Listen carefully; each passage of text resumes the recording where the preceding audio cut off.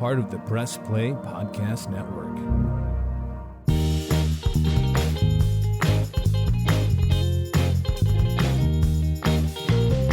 Hello, Brookes here. I'm back with the Book of Brookes podcast, part of the Press Play Podcast Network. I am here to discuss our May and June 2022 book. We had one book for the 2 months because everyone was busy. I myself got married in Scotland and saw a lot of book club also attended the wedding. So we were too busy to read two books, I guess. Our book for May and June is called Rock, Paper, Scissors by Alice Feeney. And I'm so excited to have my friend Nick here to talk about it with us. Hi, Nick. Hi, everybody. Hello. Thanks for being here. I've missed the podcast. It's been like 2 months. And you know what? It has been a very long time since I've been on the podcast, so I'm honored to be here. Ugh, honored to have you. Do you remember the last one you did? What did we talk about? Well, other than the kind of snippets that I've done over the last couple years, favorite book of the year, book that you wish you had read, I think the last book that I discussed in detail might have been the John Grisham. The Firm. Yeah, The Firm that we read 2 years ago. Oh my gosh, it's been too long. How did we let this happen? I don't know. My goodness. Well, welcome back. Also, I'm thrilled especially to have you. Not only are you so smart, and you have great takes, but you also are a tough customer. And I was really excited to have our discussion at book club last week. Well, I don't want to spoil it, but typically you don't like the books we read, Nick. That's accurate. I do have a reputation for not always loving the books in book club, but I do not mind reading books that I don't always like because it exposes me to other types of books that I might not ordinarily choose. And of course, I love meeting with everybody and discussing the books. So even if I didn't love it, I'm still always here for Books with Brookes. So nice. And I maintain that. I actually think it is more fun to discuss the books that you hate than it is to discuss the books that you love. For some reason, it's just, I don't know. There's just, it inspires a lot more within me when I dislike a book than when I love a book. It's like very strong. Yeah. So, okay, thrilled to have you here. Will you tell us, Nick, just a really quick plot summary? What is Rock, Paper, Scissors about? Sure. Well, I would describe Rock, Paper, Scissors as kind of a paperback mystery thriller novel, the kind of book that you might pick up at the airport or kind of a beach read type of a book. It is a story about a husband and wife named Adam and Amelia, and they are going to visit Scotland. I think they live in England, in London, and they're going to visit Scotland because Amelia has won a getaway weekend at a mysterious chapel, which sounds kind of weird, but I think it's supposed to be kind of like an Airbnb and an interesting venue. They're going to go visit this chapel and stay in the chapel for a kind of honeymoon getaway weekend. Well, not necessarily a honeymoon, but kind of a couple's weekend. We sense early on that there's been a little bit of friction in their marriage, so we get the sense that they're going to escape from the world and their ordinary lives and get away from the city, and things quickly go downhill from there. Things go awry, as you can imagine. Yes. This was a really fun book. I picked it selfishly because I knew that a lot of us were traveling to Scotland, and this is a book set in Scotland, although I did hesitate because I was like, I'm like a newlywed. I'm like getting married in Scotland. Do I want to read this book about like a marriage falling apart in the same country? And then I was just like, let's go for it. And we might talk about this a little bit later, but this book really could have been set anywhere. There wasn't a lot that tied it to Scotland other than the fact that it was remote. There wasn't a lot around. And so if you're living in London, big city, probably where you go to get away and escape from the world might be Scotland. But this book really could have been set in any kind of remote location where it's a little bit creepy, a little bit dark. You feel a little bit alone and stranded. Yeah, for sure. Yeah, I think it could easily have been set in like Canada or like deep into Wisconsin Wisconsin. Yeah, just like anywhere you have to Right. drive from a big city to like Right. stay in the country. Yep. And I was a little disappointed in that because, I picked this book for like the Scottish ambiance. So we were all traveling to Scotland, and then I totally agree. And they were British. They weren't even Scottish. Um, Right. so it was a little bit like, okay. Although there were moments where it would reference like real Scottish cities, like Fort William, which was cool because we like visited Fort William, and I Wow. always love when that happens.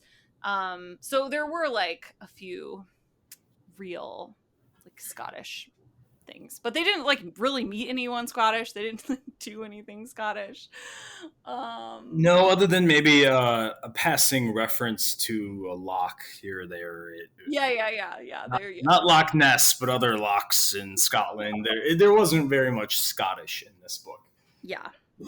But that's a good recap. Thank you so much. The one thing I will add to it is that our main character, one of our main characters, Adam, the husband, has a disorder, and I'm going to say it wrong.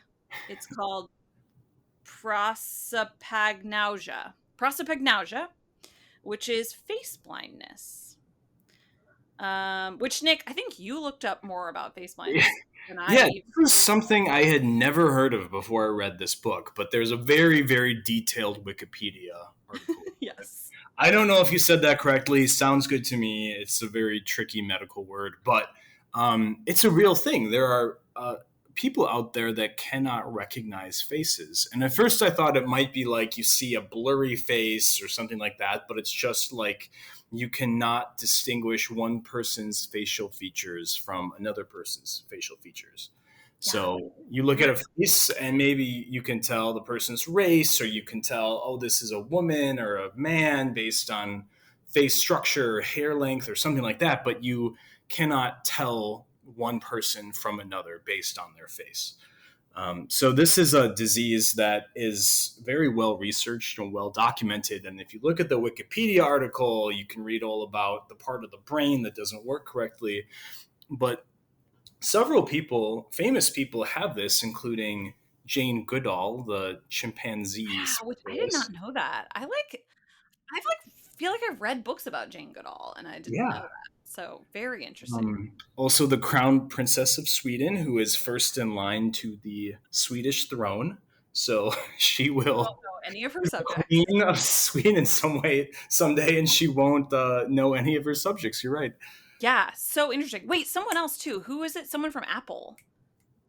Oh, Steve Ballmer, Steve Wozniak. Wait. Steve Wozniak, yes. Ballmer was Microsoft. Steve Wozniak, yeah, the co-founder of Apple, could not recognize people's faces. Yeah, that's amazing. Yeah, and you can get it, like you can be born with it, or it can be caused by like head trauma later in life. It's also associated with like some other memory related issues, vision issues. Anyways, fascinating disease. Wait, is it a disease? I don't know if it's a disease or maybe just a condition. Condition. Yeah, it's not a disease. You're right. You can't like catch it. A genetic abnormality, perhaps. Anyway, it plays a big role in this book. Yes. The husband, Adam, who is on this Scottish retreat, has this condition, and it is a major plot point. So at various points throughout the book, the condition comes up, and as you can imagine, somebody that has this trouble recognizing faces, it could lead to some problems. Yeah. So, Nick, did you like this book? Yes, I actually did like this book. Wow, the crowd goes wild. We can't believe it. I liked it because it's something that I don't usually pick up. I don't really read a lot of mystery thriller types of books, and I had low expectations. I'm not doubting your picks, Brooks, but this was one that I would not normally pick for myself, and so I was kind of a little bit wary about it. But what I liked about it was a really quick read. The chapters are very short. There's a lot of suspense. There's a lot of action. It moves very quickly. It is kind of corny in a lot of places, but there were a lot of twists that I didn't see coming. I'm someone who usually does see plot twists in advance, but this book just had twist after twist, and it was a page turner for me. So I did enjoy this book. I'm so happy to hear that. And it's funny because I did not like this book. Although I can appreciate the things that you mentioned. It is a page turner. It was a really fast read. I basically read this like on the flight home from Scotland. I had started it in Scotland, but I was kind of too distracted with all of the activities. So why didn't you like this book?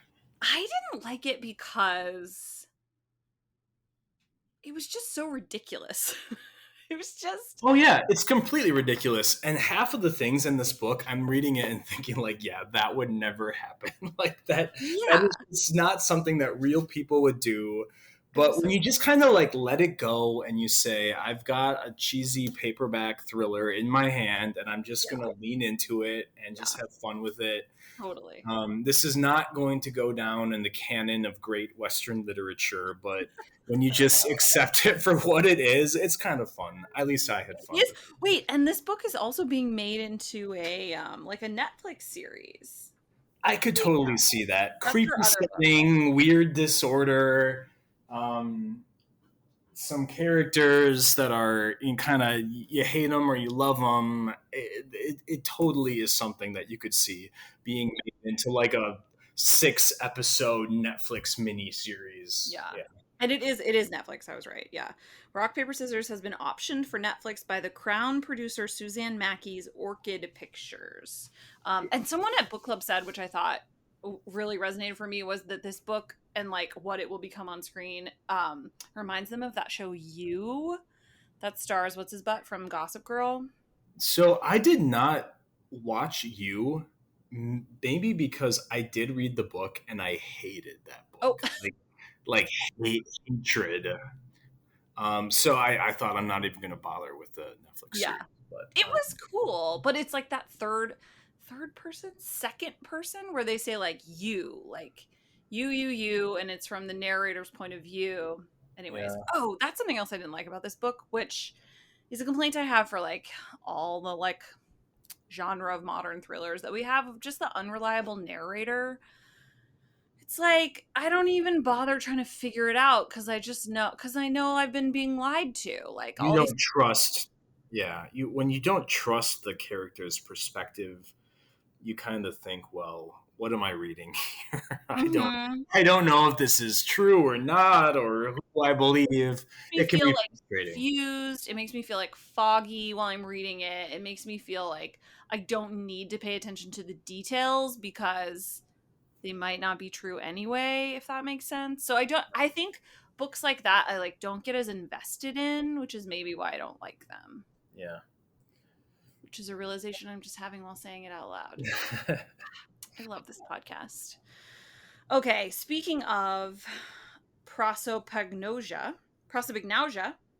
our very first sentence. Well, it starts with February 2020. Which we were on the verge of something big happening in the world in February 20. I'm glad they got to Scotland when they did. I got the dinner, they wouldn't have gotten there. Yeah. Okay, starts with February 2020. And the first sentence is simply, my husband doesn't recognize my face. I like that first sentence a lot. That draws me in. Why would you not? You should know your spouse's face better than probably any face in the world. So if her husband does not recognize her face, I'm thinking either she's got some kind of like disguise on, makeup, mask, I don't know, or maybe he's drunk, or like there are so many possibilities. But think how much time you spend staring at Jake's face, right? Like you stare at his face. Yeah. What did you think about that line? I think I just laughed out loud. I think I like did a like guffaw. Yeah. So ridiculous. It is kind of ridiculous. It does set the tone for the book. There are a lot of really ridiculous sentences in here, especially every chapter ends with kind of a weird cliffhanger that's like dun dun dun. Yes. And this fits right in with that. Yeah, like some kind of dramatic statement, like only one of us will return. Yeah. Like, you're right. That is, Doesn't know that he's not going to leave here alive, like that kind of thing. yes, exactly. Yeah, but I mean, yeah, it's an eye-catching first sentence. I'll give it to you. I never read a first sentence like that. So, all right, I'll take it. Okay, a literary device that this book uses is perspective shifts. So we get the perspective of the husband and the wife, and then interspersed with those, we get letters that are anniversary letters that the wife has written every year on their anniversary. So the first one we get is on page 17. It's called Rock. It says October 2007, Dear Adam, it was something at first sight when we met. Like, it's so we get these series of letters interspersed throughout our like first person narratives. Right. So we have the current story that's going back and forth between the husband and the wife. And then we have these, I guess I would call them flashbacks, but they're in the form of letters that the wife wrote every year on the day of their anniversary. So we jump 10 years back, and then we have a little bit more of the current story, and then we jump 9 years back, et cetera, et cetera. So it's a little bit of a way to give some color, but it's definitely through the voice of the wife, and we don't really hear anything about the husband's flashbacks to early in the relationship. We don't get his perspective. Yeah, you're right. Just the wife's perspective. Mm-hmm. Yeah, you're right. I hadn't thought about that before. And they do a fun thing where a lot of them start, or maybe they all start. Yeah, I guess they all start with word of the year. For example, this one is limerence, a noun. Do you know what limerence means, Nick? I don't think I do. Let me tell you. An involuntary state of mind caused by a romantic attraction to another person combined with an overwhelming obsessive need to have one's feelings reciprocated. Yeah, that is a word that I do not use every day. Yeah, limerence. Some of the words like, of the year, though, were just like really commonplace words. I don't know that I can pick an example for you. But I remember looking at a couple of those words of the year and thinking, like, that is the word of the year. That's not something. That's the one. Yeah, another one that I liked is called biblioclept, which is someone who, where is that? Page 60. Biblioclept. So I believe it means someone who steals other people's stories. Yeah, a person who steals stories, a book thief. Biblioclept. That's a pretty good one.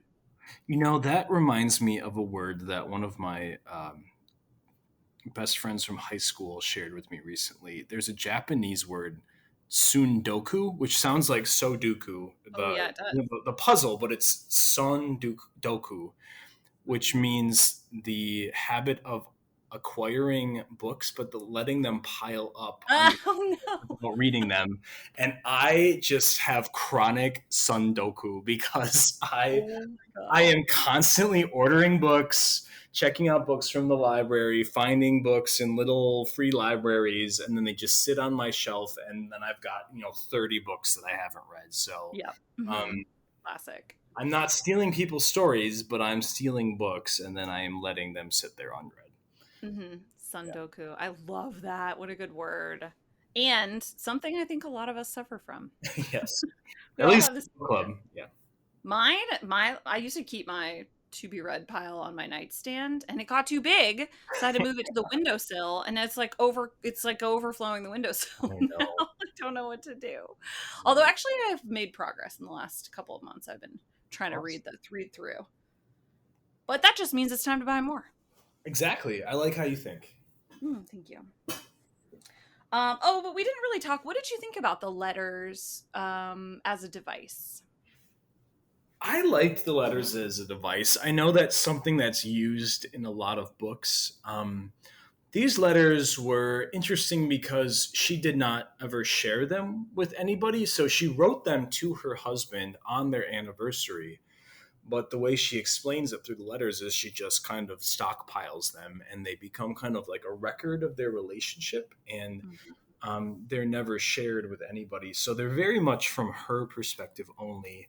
Yeah. And she does we talked a little bit about this at book club, but she does something where will write a phrase and then she'll cross it out. So if you have a paper copy of the book, you can see the sentence that she struck out, which makes it seem more like she's writing it contemporaneously and thinking about it and kind of wanting to change some of the words that pop into her head initially. And we never really determined how that is conveyed if you listen to the book on audio, but it very much makes it seem like this is something that she is kind of sitting down with a pen and a pad and she's just scratching out how she feels in the moment. Mm-hmm. And then she's going back and like self-editing to like usually to soften. She'll be like, I hated, and then she'll cross it out and she'll be like, I didn't like what you did or whatever. Yeah, which we had a couple people who listened to the book and they like didn't know what we were talking about. So either it wasn't very clear in the audiobook or it was done so well that they didn't notice. I'm not sure. Right. But yeah, that's a good question. Yeah, I liked that. I know that some people at book club didn't really love the way that was done. I also think it was kind of clever and different that it was tied to the anniversaries, and every anniversary has a specific gift that's associated with it. And I don't know all of them off the top of my head, but 1 year is paper, 1 year is copper, 1 year is linen. So it was just kind of like she would describe the gift that she got. It was worked into the story. And then in my copy of the book, I don't know if everybody has this, but there are little pictures at the beginning of every chapter, just like thumbnail pictures. So the year it was copper, there was a penny. The year it was tin, there was like a tin can. So it was just kind of a way to work in the fact that she was writing these on their anniversary, and they kind of had this tradition of getting each other gifts that matched the year of their anniversary. Yeah. Which is kind of cool. I did like that the gifts just like get worse and worse. Like, one year she just like actually give him a can of beans or something. Like that felt kind of authentic to me because I mean, unfortunately, like that's really how it goes. Like, you know, they're so thoughtful in the beginning. They're expensive and they're nice. These amazing gifts. You celebrate your anniversary, and then as you go along, it's just like, oh shit, we forgot again. Okay, here's a can of beans. Like, yeah, let me just dig something out. Yeah. That felt like. I mean, I've only been married for a couple of months, so I guess we'll see. But talk to me in 20 years. Yeah. Hey everyone, it's JD from the Hyman Podcast. Back by popular demand, I'm excited to let you know that new episodes of the Hyman Podcast will drop every other Monday on Apple Podcasts, Spotify, or wherever you listen to your podcasts. We're going to continue the conversations we started last season and keep having those hard conversations. There is so much in store for you this season, and I'm excited to share it with you. Subscribe today so you don't miss a single moment. The Hyman Podcast, part of the Press Play Podcast Network. Okay, this book was interesting to me. When I left book club and Jake was like asking me how it was, I was like, it was actually this is one of the only times I can remember a book where we spent a large majority of our conversation simply talking about what happened. Like, there's a lot of plot. A lot happens. Just unpacking it. It is nonstop. And other than the flashback letters, everything happens within, or almost everything happens within, what, 24 hours, would you say? Yeah. Yes. I think so you're right. It kind of reminded me of like Dan Brown books. I'm sure you've read like Da Vinci Code or one of those, where it is just like action, action, action. The story just unfurls in real time. Something is always going on. There's never a minute where you sit down and get to, the characters don't really think, they don't take a rest, time doesn't pass. It's just like things happen, which is kind of the hallmark to me of these mystery thriller types of books. Yeah, that's a good way to describe it. You're right.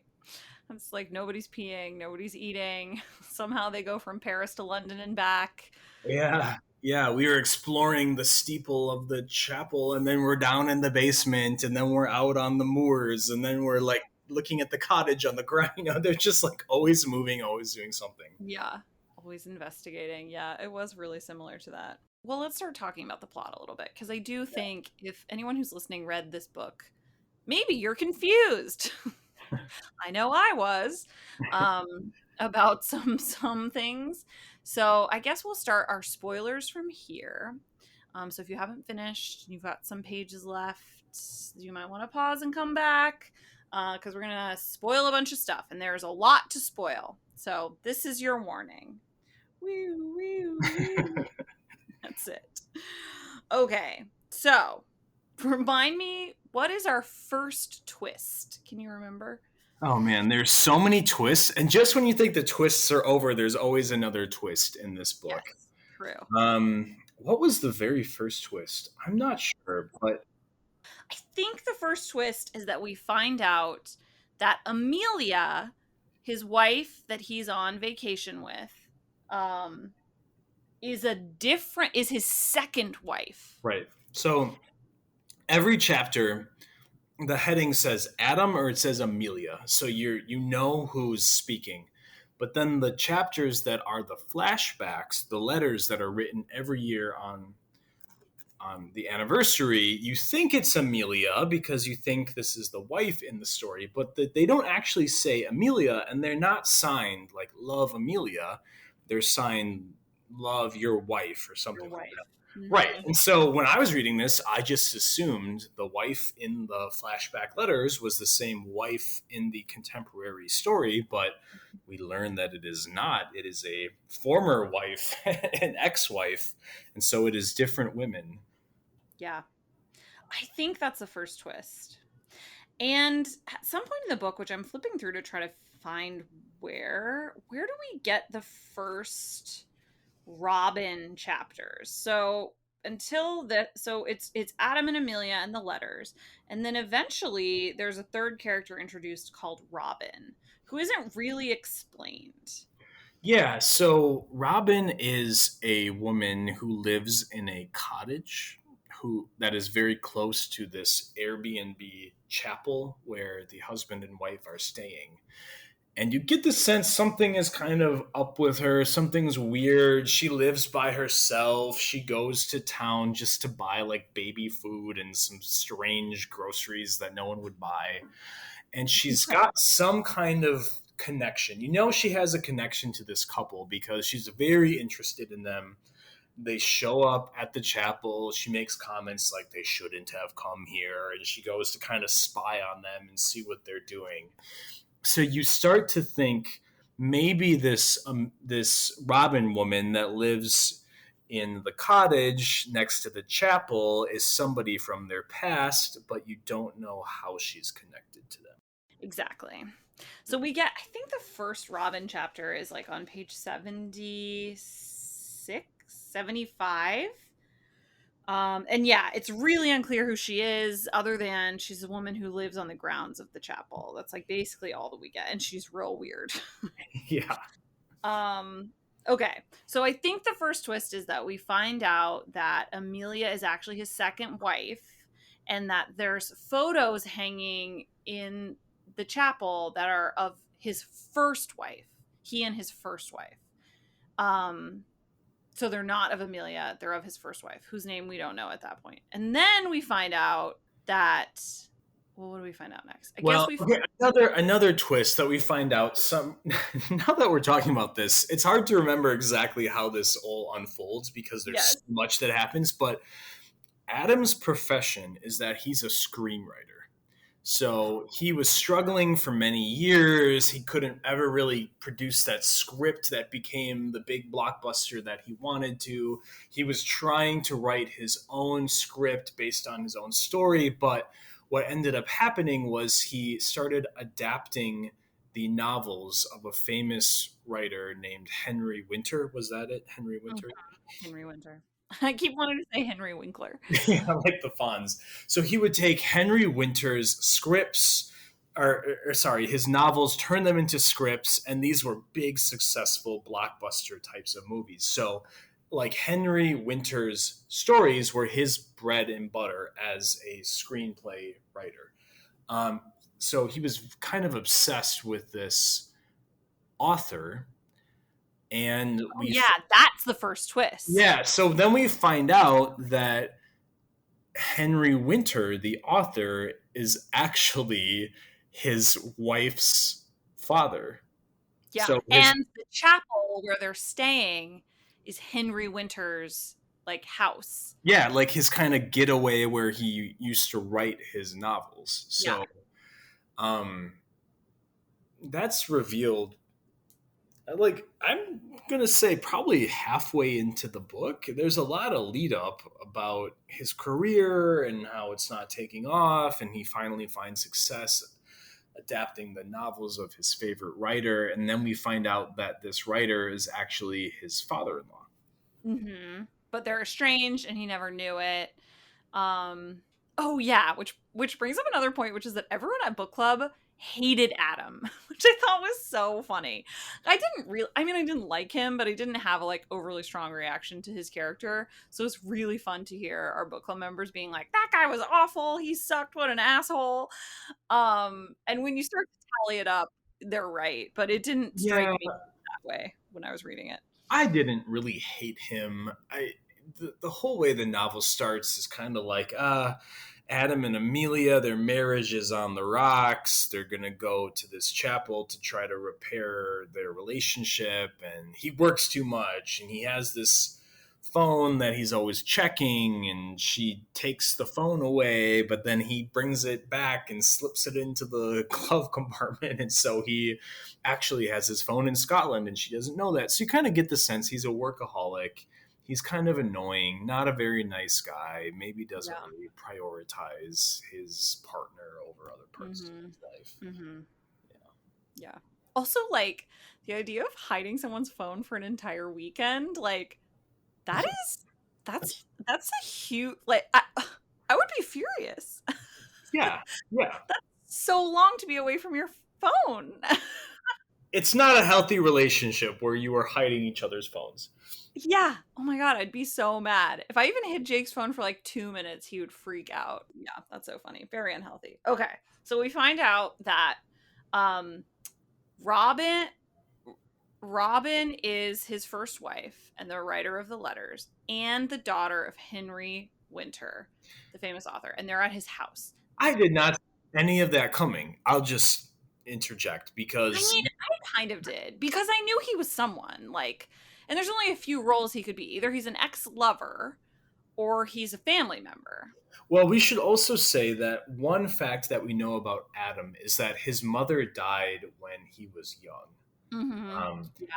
And so I thought maybe Robin, this mysterious woman that lives in the cottage next to the chapel, maybe it was his mother that I thought died. that I was like, had some connection to his past. But I genuinely did not see it coming that it was his ex-wife. That's something that never crossed my mind. Maybe I'm just not creative enough. But when that bombshell dropped, I was like, what? That is what? Yeah. What happened next? Yeah, exactly. Yeah. No, that was a good bombshell. And I agree. I did think it might be his mom and that she actually was alive. Yeah. So there was a good misdirect, I think. So then they go outside and they see a fresh grave has been dug with a tombstone for Henry Winter. So they're like, he's dead, I guess. Which is kind of crazy because Adam has been adapting all of Henry's novels, and they're close and they have a relationship and they talk about the adaptations. And so, yeah, but he hadn't heard from him in a while. We hadn't heard from him in like over a year. And I think Adam just thought it was, oh, he's kind of being a recluse or he's just not responding to emails. But we didn't know that he was actually dead. And that was the reason that he wasn't responding to anything. Yeah. So we find out he's dead. And it's extra suspicious because he like has had a new book come out in the last year. Right. And how can you write a book if you're dead? If you're dead. Okay. So then we find that out. So then Adam receives a letter like shoved under the door that's addressed to him at the chapel. Robin, yeah, at the chapel. So he and it says like only for Robin, like do not let Amelia like see this. So and then the letter reveals that Amelia, the new wife that he's there with, was the driver of the car that killed his mom when they were teenagers. Yeah, and we should just say that the reason that Amelia, who we now know is the second wife, got involved with Henry was because Amelia met Robin, the first wife, at the dog shelter. So complicated to As I'm saying this, it sounds so stupid, but they were like friends at the dog shelter that they both worked at. Yes. And Robin just kind of like wiggled herself into their life and their relationship.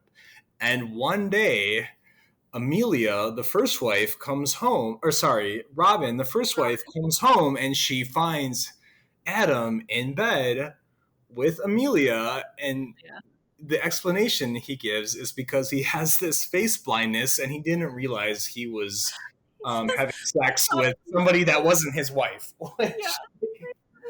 That I don't believe. I'm just going to roll with it. I would have to imagine that you would probably recognize like body type or voice or something else, but he's like, "Oh, honey, I'm so or like, smell." You're gonna have sex with someone and like not know who they are. I mean, what? No, I don't buy that. I think they're crazy, but like I'm saying, just lean into it, roll with it, just like accept the bizarre plot, and it's kind of fun. It is fun. And the twists are insane. Okay. So then it's not over. You would think that's it. That's not it. Okay. So then we find out. So she gives him a choice. She says, you can either stay with Amelia, who's lied to you your whole relationship and is responsible for the death of your mother, or you can get back together with me and we'll go back to how things were. And even better than that, I'm now writing the books that on behalf of my dead dad, so we'll have a lot of money. Because she is the one who finished his unpublished novel and submitted it under his name because no one knows he's dead yet, and he's such a recluse that no one thinks it's weird that like they haven't seen him. So she's writing his books and is apparently an even better writer than her own father. And so then Adam turns to Amelia and he's like, is this true? He like confronts her, which then I guess causes her to like try to kill him, but then before she can kill him, Robin kills her with a pair of scissors. Yes. There is the scissors in the tunnel. So then they live happily ever after.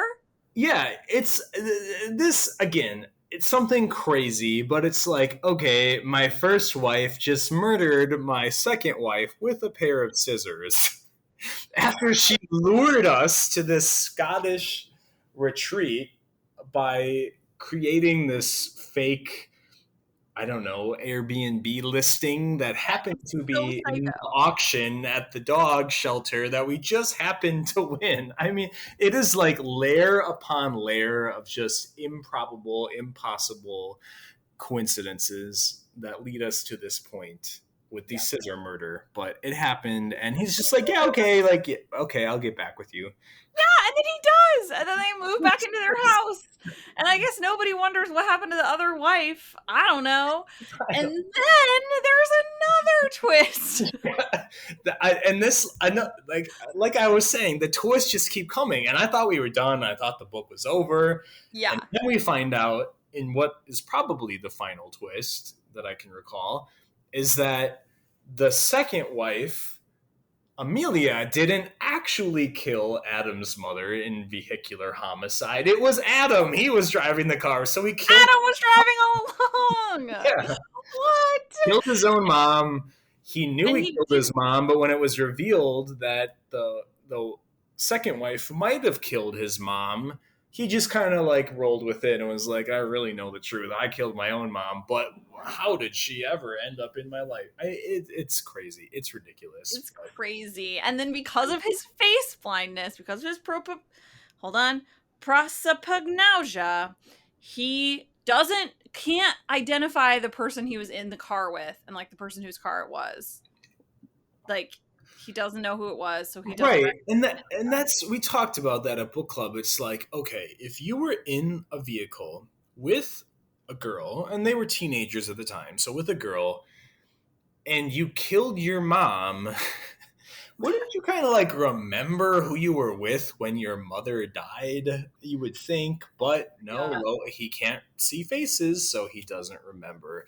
And then he ends up getting married to this person. But like he doesn't recognize voices either. Like voices are very distinct. Or I mean, and I would think if you had this condition, you would adapt. You know, like they say, like blind people, their other senses become heightened, like their sense of smell or their sense of touch, and you really kind of rely on other sensory inputs around you. So maybe you can't see faces, but I would think you would pay extra attention to like how someone walks or their voice or the way they smell or any one of these other traits that people have that isn't like their facial features. the way But- they laugh. yeah, exactly. But no, he ends up marrying his co-felon in his mother's Yeah. murder. Well, and the other thing that I thought was weird about that is that like when he's like, "Did you kill my mom?" she reacts with like a ton of like guilt and shame, and it's like you weren't driving,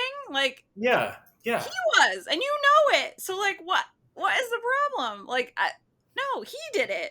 I don't know. I mean, I'm sure like you would feel guilty if you were like an accessory to murder, but he did it.